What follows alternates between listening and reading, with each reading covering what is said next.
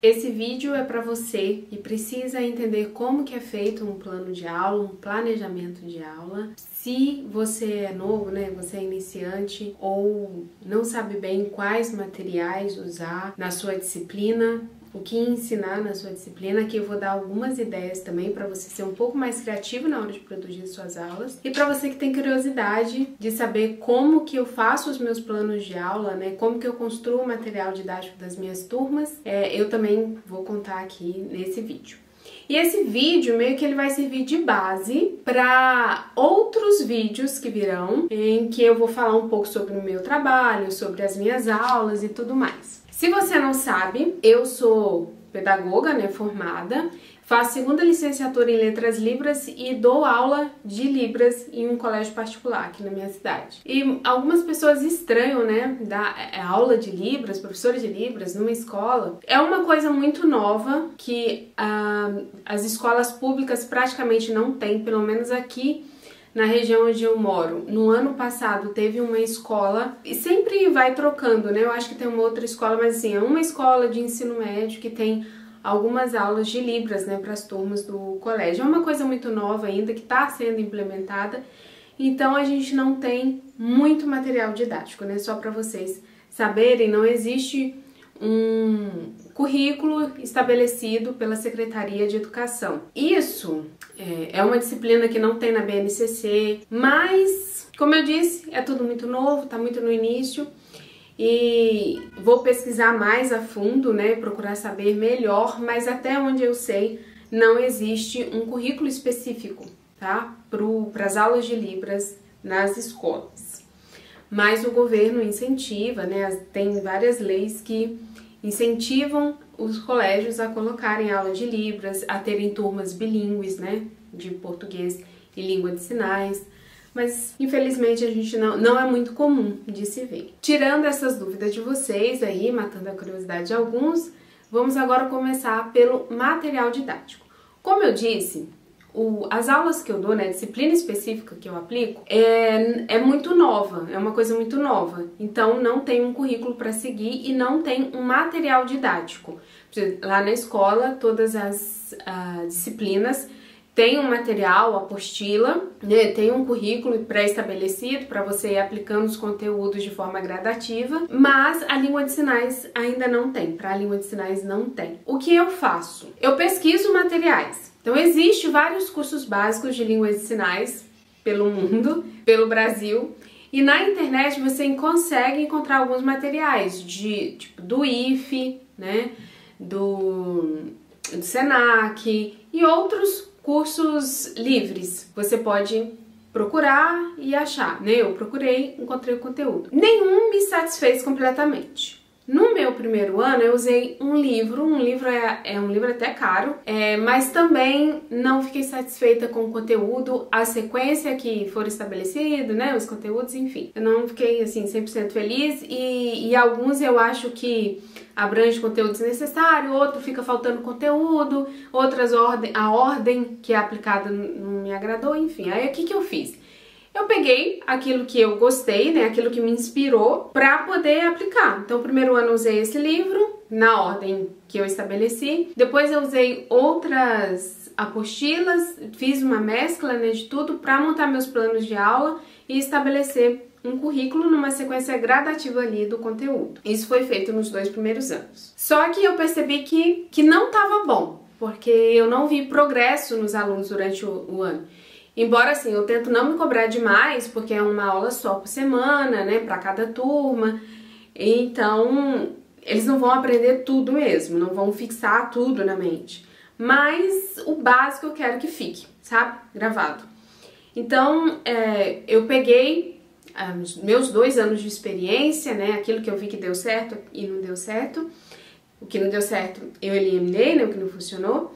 E aí, para esse ano, eu montei módulos, 16, 17 módulos mais ou menos, com alguns assuntos. E isso é uma boa ideia para você. Dentro daquilo que você sabe que seu aluno tem que aprender, né, desse objetivo geral, no meu caso, é aprender Libras no nível básico, né, ter toda essa introdução ao idioma e aprender alguns sinais, frases simples. Esse é o meu grande objetivo. Então, baseado nisso, eu montei módulos e dentro desses módulos, assuntos, com temas e subtemas, né? Para poder, daí eu tirar os planos de aula. Então, essa é uma boa ideia. Estabeleça, você sabe aquilo que eles precisam aprender, agora você vai estabelecer os temas, né, de cada assunto que vai ser abordado, subtemas, e daí montar as suas aulas, ter um plano de aula. Aí o que eu faço em cada tema e subtema? Eu pesquiso nessas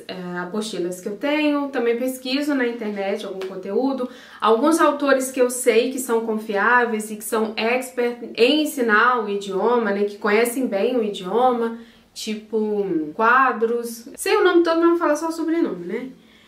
Tem Capovilla, que fala também sobre assunto com propriedade. Então pesquiso, né, por esses profissionais, esses doutores, e daí monto as minhas aulas, pensando nos meus alunos.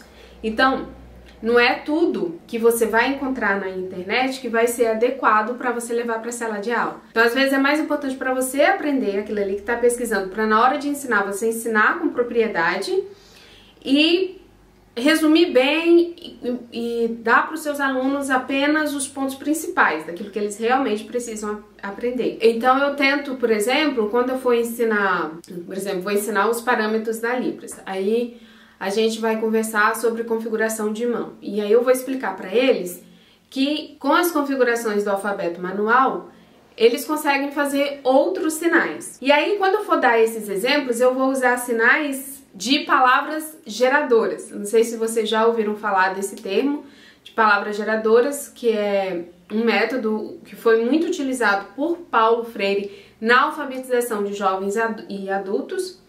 E isso simplesmente é usar palavras que estão no cotidiano da criança.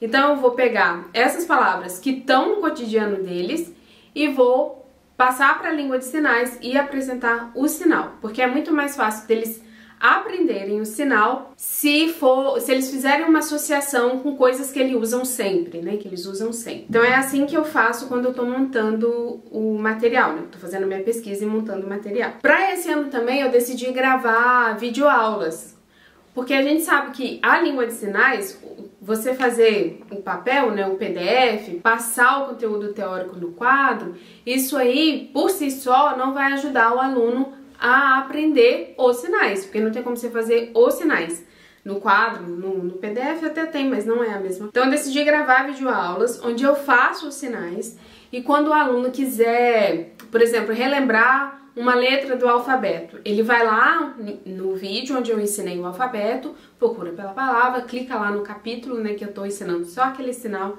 daquela letra específica e relembra. Então eu acho que assim vai ser muito mais fácil, por isso eu decidi gravar essas videoaulas como material de apoio. E dentro dessa pesquisa que eu faço, eu monto um roteiro, e desse roteiro eu gravo as videoaulas. É bem trabalhoso. Até aqui já deu muito trabalho. Depois que eu gravo, ainda tem edição, tem que fazer upload. Depois que o vídeo tá lá bonitinho no YouTube, eu pego o link, aí eu vou pro Google Classroom, aí conto da aula, falo pros meninos ir lá assistirem para se preparar para nossa próxima aula presencial, né? Assistir aquela videoaula para se preparar. Daí eu faço desse roteiro, eu faço um plano de aula estruturado, de acordo com o padrão, né, de um plano de aula. Que é você ter tema, você ter um objetivo geral do que eu quero que eles aprendam, objetivos específicos, né? Que é objetivos que vão ajudar os alunos a alcançar o objetivo principal, o objetivo geral, que é o maior de todos. E aí também tem os materiais que eu vou usar, os procedimentos, a avaliação, exercício para casa, né? Aí eu monto todo esse plano de aula estruturado. Se vocês quiserem, tem aqui no canal, tá? Um vídeo ensinando a fazer plano de aula, mas eu posso fazer um atualizado, se vocês quiserem, se vocês ficarem com muitas dúvidas. Só deixar aqui nos comentários para eu saber, tá? Inclusive, se você tá gostando desse vídeo também, se tá te ajudando, tá te esclarecendo, né? Aí como proceder, você, professor iniciante, ou você que está na faculdade e precisa saber como fazer um plano de aula, porque você precisa, eu espero que esteja aqui ajudando vocês, tá bom? Você pode usar esse mesmo princípio, todas essas coisas que eu falei aqui com vocês que forem úteis, vocês podem utilizar para montar um plano de aula de alguma disciplina na faculdade aí que exigir de você. Às vezes a gente fica meio sem ideia, não sabe como começar. E tendo um tema e pesquisando já esclarece muitas coisas, tá bom? Então vamos continuar aqui, seguindo o meu roteiro. Depois do plano de aula, aí eu falei, né? Gravo, edito, posto, ponho o link no Classroom, conversa ali com os meninos para eles se prepararem. Esse roteiro dessa pesquisa, né, que eu fiz um roteiro e tal, ele vai virar um material teórico que eu vou passar para os meninos no quadro ou vou fazer um PDF. A minha ideia, né, o que eu realmente quero é ter uma apostila fixa para usar todos os anos com essas aulas que já foram gravadas. Isso aí eu vou contar para vocês no final do ano se eu vou conseguir ou não. Se eu conseguir ou não. Eu também tento estar sempre uma aula à frente. Como dá muito trabalho fazer tudo isso, eu tento, por exemplo, essa semana, terça-feira, hoje, né? Hoje é o dia que daqui a pouco eu tô saindo para dar aula. Eu já comecei a preparar a aula da semana que vem ontem. Aí eu vou só concluir a pesquisa, né? Materiais, referências e tal, para gravar, para editar, para postar no máximo até quinta ou sexta-feira, para pôr lá no Classroom para eles se prepararem, né? Eles ficam tendo o final do dia para preparar a sexta-feira, se eu conseguir pôr na quinta, e a segunda também, para dar uma olhada, e final de semana, se eles quiserem, né? Outra coisa que é importante também é você sempre consultar a BNCC. No meu caso, não tem especificamente falando sobre Libras, mas tem linguagens. O que no sexto ano precisa ser aplicado, né? Especificamente para eles, para o sexto ano.